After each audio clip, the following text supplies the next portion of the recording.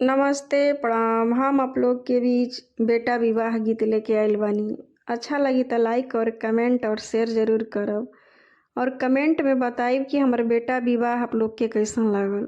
जे हमार वीडियो देखता, माई, चाची, बहिन, भाई, भौजाई, सब लोग के पैर छू के प्रणाम बा।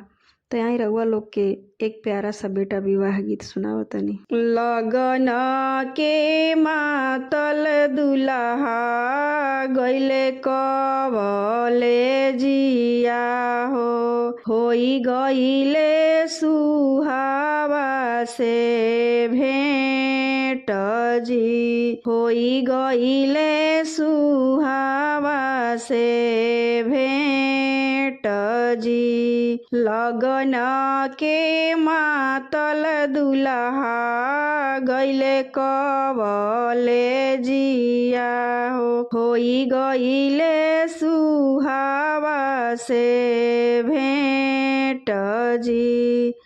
पढ़िया लिखिया दुल्हा घर के लवटले होई गइले सुहावा से भेंट जी। होई गइले सुहावा से भेंट जी। अपना के मांग से सुहावा सोने के सिंधोरावा पापा जी से साजल बरियात जी। अपना के मांग से सुहावा सोने के सिंधोरावा पापा जी से साजल बरियात जी। उहवा से दूल्हा घर चली आइले ओरिए तरवा बैठेले मनवा मार जी। उहवा से दूल्हा घर चली आइले ओरिए तरवा बैठेले मनवा मार जी। घर में से निकलेली अम्मा सुहागिन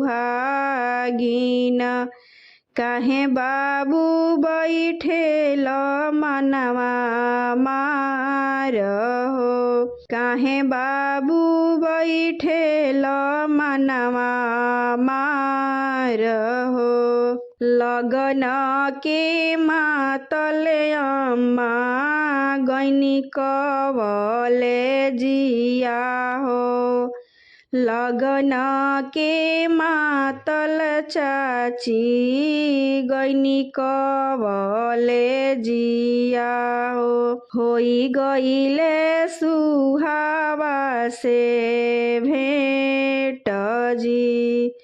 होई गइले सुहावा से भेंट जी। अपना के मांग से सुहावा सोने के सिंधोरावा पापा जी से साजल बरियात जी।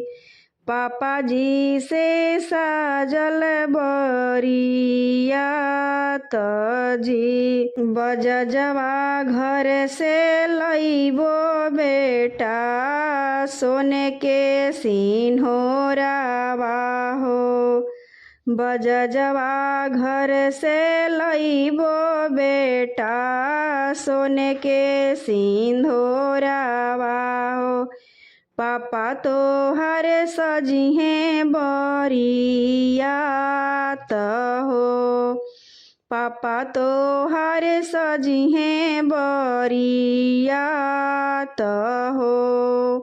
लगन के मातल दुल्हा गइले कवले जिया होई गइले सुहावा से भेंट जी।